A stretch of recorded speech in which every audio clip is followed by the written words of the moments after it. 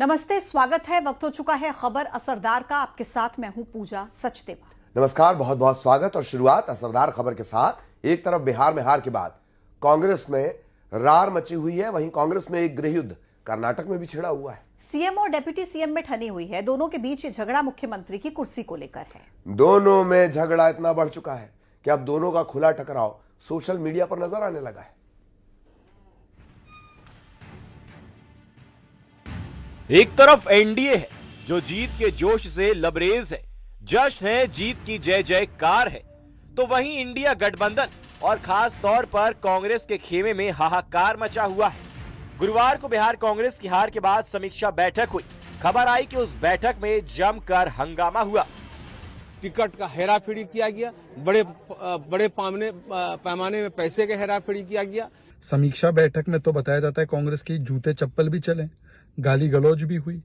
आज भी कांग्रेस वर्सेस कांग्रेस चल रहा है। बवाल सिर्फ बिहार में हार पर नहीं, बल्कि बवाल कर्नाटक में भी मचा हुआ है। वहां सिद्धारमैया और डीके शिव कुमार के बीच एक्स पर कहासुनी चल रही है और ये खींचतान है सीएम पद को लेकर। डीके शिव कुमार ने एक्स पर पोस्ट किया, हमारे शब्द ही दुनिया की सबसे बड़ी शक्ति है। इस पर सिद्धारमैया ने पलटवार कर पोस्ट किया, शक्ति केवल शब्दों में नहीं बल्कि काम और जनता के लिए किए गए प्रयास में होती है। दरअसल कहा जाता है कि 2023 में जब कांग्रेस की सरकार बनी तब मुख्यमंत्री पद के लिए 2.5 साल की डील हुई थी। 20 नवंबर को 2.5 साल का कार्यकाल पूरा हुआ है, लेकिन सिद्धारमैया अब कुर्सी से हटने को तैयार नहीं। सत्ता के घमासान के बीच बड़ी खबर है कि कर्नाटक के सीएम सिद्धारमैया और deputy CM DK Shivakumar Delhi जा सकते हैं। is our temple. We have to go there. All of us are without Delhi. Nothing can go. Congress party is a party with a big history, and always Delhi will guide us. We may rule here. Ultimately, we have a policy contained to the whatever the policies of the Congress party and the constitution. We have to work by that. So we will go to Delhi whenever they call me and the party leaders. Faisal करना, वो government ठीक से चलना। लेकिन यहाँ पे कुछ भी ठीक से नहीं चल रहा है सर। फैक्शन बन के अपने अपने बयान रख रहे हैं। नहीं चलता है, ये डिस्टर्बेंस नहीं होना चाहिए। डिस्टर्बेंस अच्छा नहीं है। बहुत अच्छा प्रोग्राम्स दिया, इसके बारे में मेरा रिक्वेस्ट है वो सारे 3 लोगों बैठ के इनके बुलाकर फैसल करना अच्छा होता है। उधर मल्लिकार्जुन खड़गे कह रहे हैं कि आलाकमान विवाद को सुलझा देगा। कांग्रेस बिहार में चुनाव हारी, वहां चुनाव से पहले सीटों के बंटवारे पर तलवारें खींची थी। हार के बाद भी बवाल मचा है। कर्नाटक में कांग्रेस की सरकार है, वहां कुर्सी को लेकर संघर्ष चल रहा है। ऐसे में सवाल है कि आपस में भिड़ते रहेंगे तो बीजेपी से कैसे लड़ेंगे। Bureau report, news 18।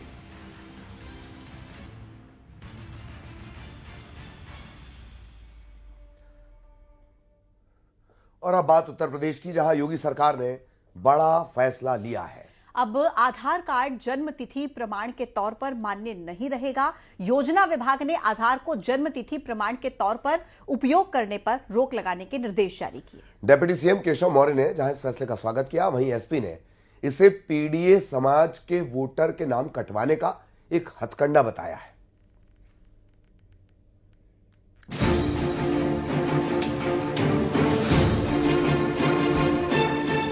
योगी सरकार ने आधार कार्ड से जुड़ा बड़ा फैसला लिया है। आधार कार्ड को अब जन्म तिथि के प्रामाणिक प्रमाण के रूप में स्वीकार नहीं किया जाएगा। योगी सरकार के नियोजन विभाग ने इस संबंध में राज्य के सभी विभागों के प्रमुख सचिवों और अपर मुख्य सचिवों को कार्यकारी आदेश जारी कर दिए हैं। ये कदम UIDAI की ओर से 31 अक्टूबर को जारी किए गए उस पत्र के आधार पर उठाया गया है, जिसमें कहा गया था कि आधार में दर्ज जन्म तिथि अनुमानित होती है, इसके प्रामाणिक दस्तावेज के रूप में मान्य नहीं किया जा सकता। डिप्टी सीएम केशव प्रसाद मौर्य का कहना है कि इस फैसले से धोखाधड़ी बंद हो जाएगी। आजम खान जैसे लोग अपने बच्चों को विधायक बनाने के लिए पैन कार्ड बदलकर उम्र घटा देते हैं। ये फैसला स्वागत योग्य है।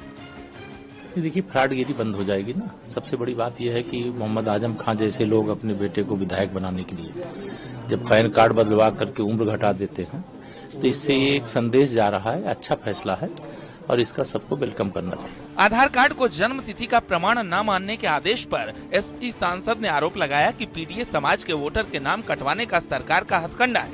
ये आदेश के पीछे केवल पात्र व्यक्तियों का जो पीडीए के हैं, जिनके पास अन्य कोई दस्तावेज नहीं है, उनको परेशान करने का और उनका मतदाता सूची से नाम कटवाने का एक सुनिश्चित विचार है, जिसके आधार पर इस तरह के हथकंडे अपनाने का काम किया। योजना विभाग ने निर्देश जारी कर साफ कर दिया है कि आधार में जन्म तिथि तो होती है, लेकिन इसका कोई जन्म प्रमाण पत्र लिंक नहीं होता, इसलिए इसे बर्थ सर्टिफिकेट नहीं माना जा सकता।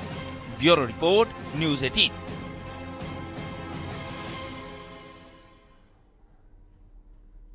आइए बात करते हैं आईएएस संतोष वर्मा की, जिनके विवादित बयान पर घमासान जारी है। एक तरफ लोगों का क्रोध है और सड़कों पर विरोध है, तो अब दूसरी तरफ बीजेपी के दिग्गज नेता और पूर्व मंत्री नरोत्तम मिश्रा ने भी अपनी नाराजगी जाहिर कर दी है। बाबा बागेश्वर के मंच से आईएएस संतोष वर्मा को नाराजगी के साथ साथ खुली चेतावनी भी दे दी है। रिपोर्ट देखिए। एक परिवार में एक व्यक्ति को आरक्षण मिलना चाहिए जब तक कि मेरे बेटे को कोई ब्राह्मण अपनी बेटी दान नहीं करते। ओहदा बड़ा लेकिन जुबान गंदी और सोच घटिया। सरकारी नीतियों और कार्यक्रमों को लागू करना इनका काम है, सामाजिक और आर्थिक विकास को बढ़ावा देना इनका कर्तव्य है, लेकिन बेटियों को लेकर इनकी सोच इस कदर गिरी हुई निकलेगी, किसी ने सोचा भी नहीं था। ये है मध्य प्रदेश के वरिष्ठ आईएएस अधिकारी, नाम है संतोष वर्मा। आरक्षण के मुद्दे को लेकर इन आईएएस अफसर संतोष वर्मा ने बेटियों को लेकर अपनी गंदी जुबान से किस तरह जहर उगला, जरा ये दोबारा सुनिए। एक परिवार में एक व्यक्ति को आरक्षण मिलना चाहिए जब तक कि मेरे बेटे को कोई ब्राह्मण अपनी बेटी दान नहीं करते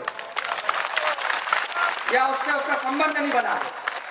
केवल आर्थिक आधार की अगर बात है तो। आईएएस संतोष वर्मा के ब्राह्मणों की बेटियों वाले बयान पर एमपी में बवाल मचा हुआ है। प्रदेश के अलग अलग जिलों में आईएएस संतोष वर्मा का विरोध जारी है। भोपाल में ब्राह्मण समाज के लोगों ने मंत्रालय के बाहर प्रदर्शन किया और आईएएस पर केस दर्ज कर बर्खास्त किए जाने की मांग की। वहीं अनूपपुर में सैकड़ों युवाओं ने बाइक रैली निकालकर आईएएस संतोष वर्मा का पुतला दहन किया और पुलिस को ज्ञापन सौंपते हुए आईएएस पर कड़ी कार्रवाई की मांग की। भोपाल और अनूपपुर के अलावा ग्वालियर, खंडवा और सीहोर में भी आईएएस के खिलाफ हल्ला बोला गया। आईएएस संतोष वर्मा के विवादित बयान को लेकर गुस्सा बढ़ता जा रहा है। अब कार्रवाई की मांग सियासी गलियारों से भी उठने लगी है। शिवपुरी में बाबा बागेश्वर के मंच से पूर्व मंत्री और बीजेपी नेता नरोत्तम मिश्रा चेतावनी देते नजर आए। नरोत्तम मिश्रा ने दो टूक कहा कि सरकार आईएएस संतोष वर्मा पर कार्रवाई करे, वरना सनातन धर्मियों को कार्रवाई करनी पड़ेगी। कहना चाहता हूँ ऐसी मातृशक्ति को महाराज, जब कोई उंगली उठाता है तो मन पीड़ा से भर जाता है। एक वो संतोष वर्मा नाम का अधिकारी महाराज आईएएस, उसने हमारी बेटी के लिए ऐसे शब्द कह दिए कि मन पीड़ा से भर गया। हमने तो सरकार से आह्वान भी किया महाराज कि इस पे कार्रवाई कर दो, वो कार्रवाई नहीं की तो हम सनातन वालों से कह देंगे कि आप बता दो क्या करना है, हम करेंगे। हम बिल्कुल उनके लिए कहने के लिए तत्पर हैं, किसी भी कीमत पे संतोष वर्मा जैसे ऐसे लोग जो समाज को तोड़ने का चिंतन रखते हैं, ऐसे लोग जो तोड़ने की बात करते हैं, उनकी हम निंदा करते हैं खुले मंच के साथ में। नरोत्तम मिश्रा ने आईएएस संतोष वर्मा को चेतावनी दी तो सियासत भी मुखर हो गई। कांग्रेस ने कार्रवाई में देरी पर सवाल उठाए तो बीजेपी कारण बताओ नोटिस का हवाला देते हुए उचित कार्रवाई का भरोसा दे रही है। नरोत्तम मिश्रा जी किससे ये रिक्वेस्ट कर रहे हैं या किसको चेतावनी दे रहे हैं? सरकार उनकी, गृह मंत्री उनका, वो स्वयं गृह मंत्री रहे हैं, 20 साल से उनकी सरकार है और ये जो है समाजों को लड़वाने का काम उन्हीं की पार्टी के बहुत सारे लोग कर रहे हैं। तो जो किस पे कार्रवाई चाहते हैं और किससे करवाना चाहते हैं? देखिए, सबसे महत्वपूर्ण चीज यह है कि इस प्रकार का असंवेदनशील वक्तव्य सामने आने के पश्चात ही मध्य प्रदेश की सरकार ने उसका संज्ञान लेते हुए संबंधित